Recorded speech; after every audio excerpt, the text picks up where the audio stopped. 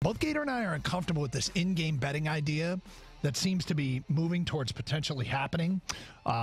There was the Sacramento Kings pairing with MGM and announcing they're going to have in-game gaming experiences. Now, it's not straight betting. It's basically betting. It's making predictions and winning prizes.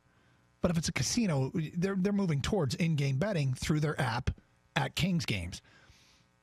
Darren Ravel tweeted out, expect gambling odds to be up on the screen during TNT NBA broadcasts. You know, he thinks that is coming. I am a little bit concerned that if basically your phone becomes your casino and you can bet on things during games, that essentially it's diluting, watering down the importance of the winning and losing, because it's less about the teams winning and losing. It's more about the fan. Their team lost, whatever. I won big tonight. I don't know if I like that direction. I'm kind of uncomfortable with it, and I'm surprised a little. I mean, you go to the casino a lot more. Well, it's not like you're there all the time, but you. No, I go like once a year. Yeah, which is more than I go. But you're more into it than I am, and I don't know. I find the whole thing uncomfortable, but so do you. Kang, you wanted to add something before we get to the phone calls?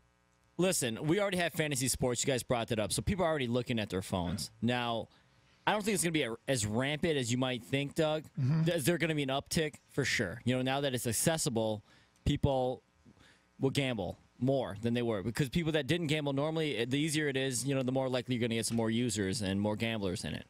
But I don't think it's going to be as crazy as we think it is, or you're worried that it could be. But with that being said, I prefer it not be. And I'm a supporter of gambling. I love sports, obviously.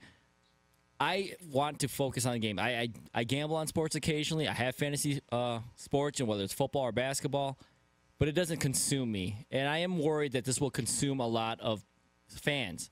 But the problem is, how do you get new fans? How do you get younger fans with things like this? I don't see how we can escape it. I'm just worried about containing it. You know what I mean?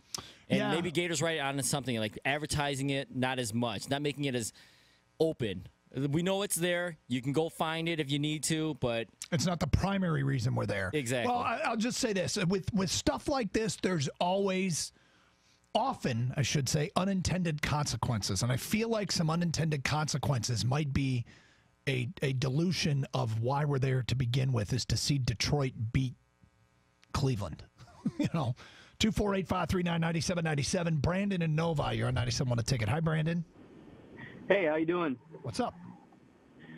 So two things. Earlier you were talking about the AAF and how you call it the AAFL. I think the reason why they stopped wanting, probably someone in marketing decided not to do that because you could say it's called awful at that point. The second of all, as far as the betting is concerned, my question is, so obviously what happened with the Saints this year was pretty bad, but that's obviously a game. You pay to go see the game, no big deal. My concern is if they start putting bets this far into the game, this integrated into the game, those crazy sue-happy people who wanted to get their money back for the game kind of have a slightly more legitimate reason, since they could argue that, okay, this could have possibly have affected someone's financial whatever. I'm just saying, if you get the right judge at the right time, you might actually be able to make a case. Boy, it's going to lead to some more vociferous conspiracy theories, too, isn't it? It is. Well, I mean, sports are conspiratorial as it is, but I just think that, when you get into the realm of, like, taking people's money outside of just paying for a ticket for the game, and you have, like, calls like this, which are inevitable, they're going to happen, that you get enough crazy people together to make a case, and, you get the right guy in front of the court, and, it starts to kind of ruin the experience of sports being as pure as they are. Yep, I think you're right, Brandon. 248-539-9797 for the Karsch and Anderson inbox. We will triple the size of the sports fan footprint if we introduce gambling. And I think more friends is better for everybody. I don't see any negatives. Triple the footprint? I don't think so. You will add to more gambling, but I don't think that there are people that gamble on sports that aren't sports fans to begin with. So how are you tripling the footprint? Well, I mean, he thinks more people. He thinks that more people will show up to the games. I guess he thinks he'll draw people in. More people become interested in semi-pro and amateur sports leagues. Will they? I don't know that. I don't know if people be like so offended they move away from liking what they used to. I got to tell you, this goes back a couple of years ago when Adam Silver first embraced it and basically said about gambling, we don't have a problem with it. And then you heard about the partnership right away. And I think right away we were like, first sport to embrace it's basketball. Basketball is one of these sports that has had the black eye of Tim Donaghy, the official who, rigged some games. I don't know if it's wise to go full embrace in the gambling thing for basketball, for the NBA. From an unnamed texter, Doug, you're absolutely correct. The gambling can only devalue the fan aspect of sports. Fantasy football is a perfect example. Without passion for a team, people will eventually get bored with the actual product. The next one, you guys need to wake up. Right now, no one cares when the Cavs play the Magic. With sports gambling, they will. I guess I'm perfectly comfortable not caring about when the Cavs play the Magic. But are the NBA comfortable with that? No, they're not. See? And I guess that's why. That's the point, right? Right, but that doesn't mean this is good overall for the game. I don't think it might be good in the short term, but are we kind of driving the sports fan away and replacing the sports fan with the gambler? Are you going to stop watching hockey or basketball or football because there's more gamblers that are watching it? No, I'm more thinking about sitting in a stadium and people are cheering and not really caring about the outcome of the game. And then the next day, we're not really even talking about the outcome of the game here on the show. We're talking about so-and-so's layup to have the over. But it's already happening with fantasy football. Right, but you're right. And you know what it is? It's an annoyance. And you know what? Because we don't like to take calls on some guy who says, here's my chump of the week is Drew Brees because he only played in the first half and I needed 14 points to win my fan.